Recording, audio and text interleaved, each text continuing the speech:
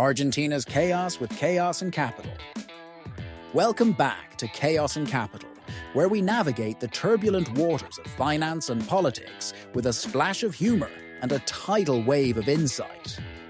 I'm your host, here to steer you through today's story, while our Chief Mascot Officer, Gerald the Goldfish, swims circles around his tank, proving that even a goldfish can keep up with the latest scandals.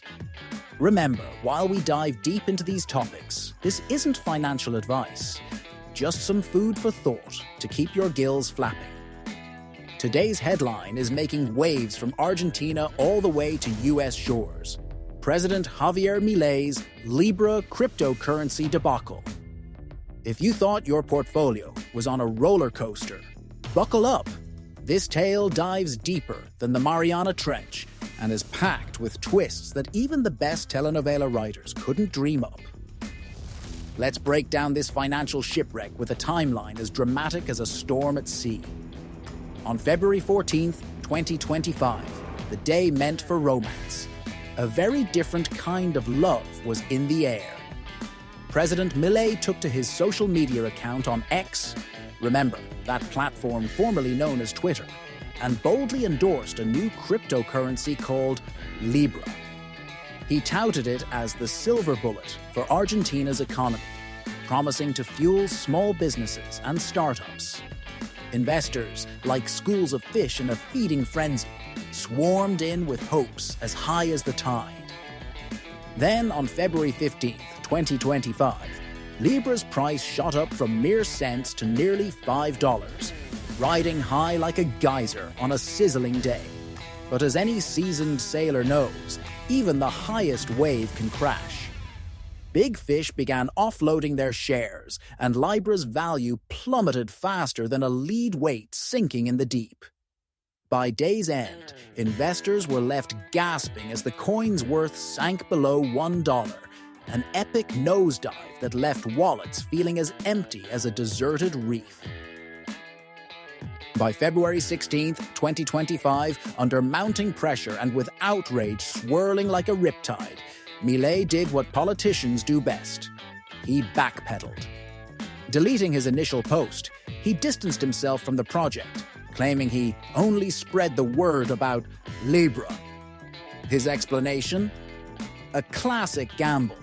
If you're rolling dice in a casino, don't be surprised when you lose your lunch money. And then came the media and political backlash. Left-wing outlets and opponents pounced on the situation like sharks on a sinking ship. The Guardian blasted headlines about millions lost and mounting calls for impeachment, spotlighting allegations of fraud and a federal investigation into Milei's involvement. Across the Atlantic, El País dove deep into the scandal, revealing that over 40,000 investors were caught in this crypto conundrum, while legal charges began to pile up like barnacles on a ship's hull. Former President Cristina Fernández de Kirchner didn't hold back.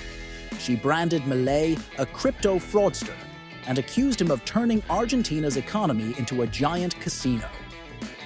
Regarding her own legal challenges, Fernández de Kirchner was found guilty of corruption in December 2022, receiving a 6-year prison sentence and a lifetime ban from holding public office. This conviction was upheld by an appeals court in November 2024. Despite these rulings, she has remained free due to her parliamentary immunity, which protects her from imprisonment while she holds office. This situation has sparked debate, as her position allows her to avoid immediate incarceration, leading to discussions about legal double standards and the implications of parliamentary immunity in Argentina. As for a light-hearted observation, it's ironic that Fernández de Kirchner, who once held the nation's highest office, now finds herself navigating legal waters with the lifeline of parliamentary immunity, proving that in politics, sometimes the best defense is simply staying in the game. Now, here's the big question for you, our discerning US viewers. What do you think?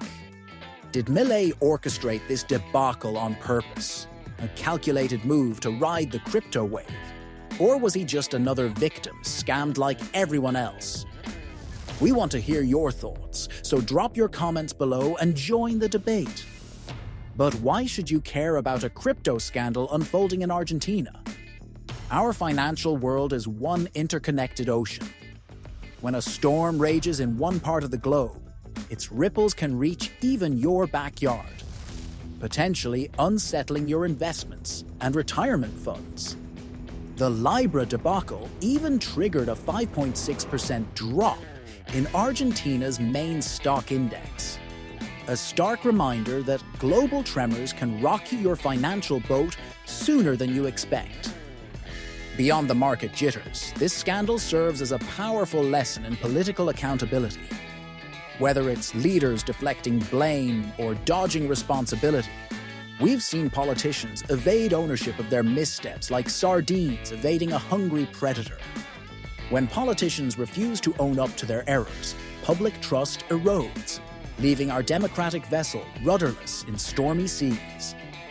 Before we sign off, Gerald wants to remind you of two must-watch videos swimming in our treasure chest.